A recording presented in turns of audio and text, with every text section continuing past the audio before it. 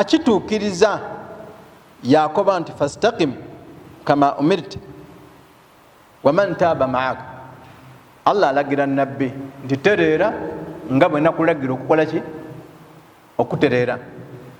Kale ekigambo kutereera mubimu ku bukulu bwakyo wobanga okikoze oba otuukiriza Allah subhanahu wa ta'ala kiyalagirani kiyalagira nabbi waffe Muhammad sallallahu alayhi wasallam. Era mubimu ku birago obukulu oba istiqama anna Rasulullah sallallahu alayhi wasallam lamma ja'ahu Sufyan bin Abdullah al-Thaqafi, الصحابي يونو يبت سفيان ويو الثقفي رضي الله عنه قام قبا انت قل لي في الإسلام قولا، قل لي في الإسلام قولا لا أسأل عنه أحدا غيرك. فقال له النبي صلى الله عليه وسلم قل آمنت بالله ثم استقم. مبكر بيش قام بكتريرا أمبك صلى الله عليه وسلم سفيان بيد يالي متبن عبد الله الثقفي ناقب أنت رسول الله nkusaba ndagirire ekintu nkusaba mpe ekigambo mu Busiraamu nga kabiri tijja kukibuuza wundi. Ombaka sallallahu alaihi wasallam yakoba nti koba nti ndikiriza Katonda omala otereere. Qul amantu billahi thumma istaqim, koba nti ndikiriza Katonda omala otereere. Ekigambo kiba kitegeeza ki? Ekigambo iman kitegeeza tasdiqul qalbi wa nutqul lisan wa amalun bil jawarih, mutima kukakasa n'ekigambo iman. Nikiyasooka omukomande qul amantu billahi, koba oti ndikiriza Katonda thumma istaqim, bw'omala otereere. Kiba kitegeeza okwikiriza Katonda n'omukakasa n'omutima, n'oyatula n'olulimi nti ndikiriza, n'omala n'okozesa ebiyingo byo. Rasul sallallahu alaihi wasallam yakigoberezaako nti thumma istaqim, amakulu mala osigale ku mbeera eyo, otava ku mbeera yabuki yabwikiriza. Istiqama okutereera kitegeeza okusigala nga omwikiriza oli muki? Oli mwikiriza omusana, oli mwikiriza obwire, oli mwikiriza kunkyo, oli mwikiriza olw'eigulu, oli mwikiriza wiiki eno, oli mwikiriza ne wiiki eida, oli mwikiriza omwezi guno mpaka n'omwaka ogwo.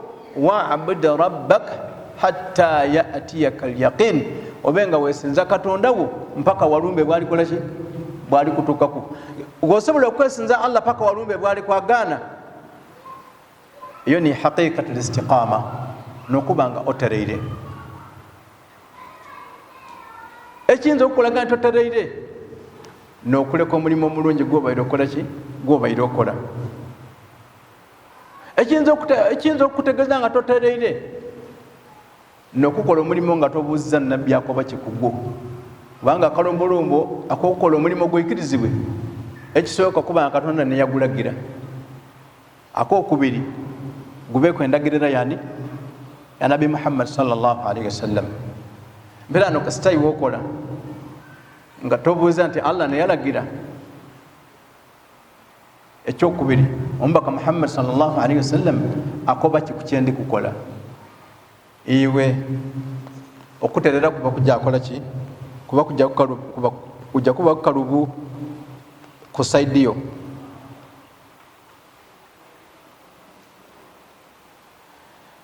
من أسباب الاستقامة ووسائل الثبات عليها، amajjira agayinza okutuleetera okutereera nangeri ki yetuyinza okukola ki? Okunywerera ku butereevu obwo Allah subhanahu wa ta'ala bwatukola ki? Bwatwendaku. من أهم أسباب الاستقامة إرادة الله لهذا العبد الهداية وشرح صدره للإسلام وتوفيقه للطاعة والعمل الصالح. قال تعالى أعوذ بالله من الشيطان الرجيم قد جاءكم من الله نور وكتاب مبين يهدي به الله من اتبع رضوانه سبل السلام ويخرجهم من الظلمات إلى النور بإذنه ويهديهم إلى صراط مستقيم.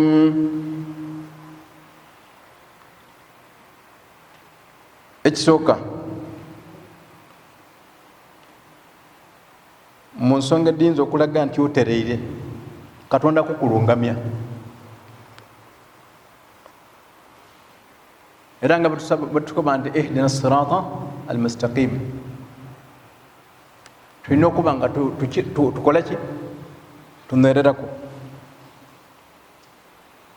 Allah subhanahu wa ta'ala kasita akulungamya bwotegera nti ndi kubulunga mukola ki lemerako otava kubulungamu. Allah subhanahu wa ta'ala nokoba nti qad ja'akum min Allahi nuru, mwaidule kitangala okuva eri ani? Okuva eri Allah. Wa kitabun mubin, n'ekitabo kino ekyandurufu Qur'ani ekyogera ku buli nsonga yona yona mu bulamu bw'omuntu. Allah alungamya nakyo oyagoberera endegeresa ya Allah subhanahu wa ta'ala, n'agema enjira ey'emirembe, era abagemye enjira eyo Allah abafulumya mu kizikiza batambulira mu kitangaala. Ensonga ey'okubiri al ikhlas, omuntu okukola ng'okola ku lwa Katonda, kasita okola ng'okoze lillah subhanahu wa ta'ala, iwe kitegeeza nti otereire. Ayo omuntu buli lwakola ri'a annas, ng'akola bantu kumubona, aba takoze eki? Aba tatereire. Ekyokusatu al-istighfaru wa tawba, kyoba omanirenga ku ngoba oli awo okaali gatereevu n'okuba ng'obitiriza istighfar n'okutegeera ensobi. Tambula ino mu bulamu bwo ng'olondoola kino kituufu, kino kiki, kino kifu, kino kibi, kino kirungi. Kasona mani kapasite eyo esobola okusengedda emirimu nti guno mulimu mubi, guno mulungi. Obutuufu onaabo amaze okulungama, onaabo amaze okuba omuntu omutereevu. N'ekigambo kutegeera mulimu omubi, Omubaka sallallahu alaihi wasallam akoba nti albirru husnul khuluq, omulimu omulungi era eba mpisa nnungi. Wal ithmu ma haka fi nafsik, ayo ekibi tikikudaazanga ngeri yakukola ki, yakutegeera ki, yakutegeera kibi. Criteria oba almiyar kyoyinza okupimiraku ekibi ma haka fi nafsik, nekyo kyobonanga omutima gwo guli kuterera ng'okikola. Wakarihita an yattali'a alaihi nnas, ate wabanga weegala abantu okubona ng'okikola. Ndikwenda kukola mulimu, aye ate omwoyo gulimu kuba guti jabwire. Oli kwenda kukola mulimu, aye oli kutya abantu okubona. Oli kwenda kukola mulimu, aye nga gukuleeteire obutatereera. Oli kwebuuza engeri yoba ogukole mubaleke kubona, ng'otegeera nti ogwo mulimu muki? Mulimo mukyamu. Era kyobona nti abenda okwonoona bona bavaayo bwire. Asahara, abalogo, fi llaili idha jaa adh-dhalam, enzikiza emala okola ki? Okutuuka.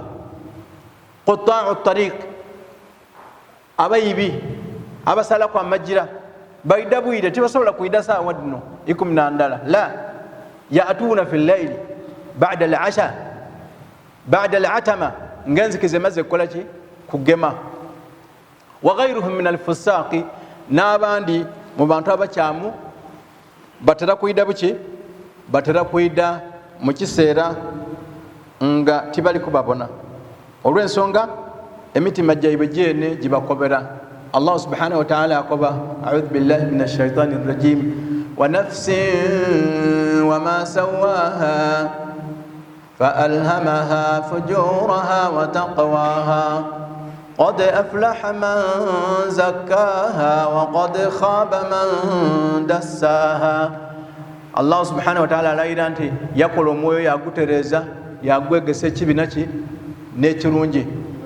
Allah subhanahu wa ta'ala akoma nti yesiimye oyo akola ki man zakkaaha atukuza omwoyo gwe nagukozesa emirimu emirungi.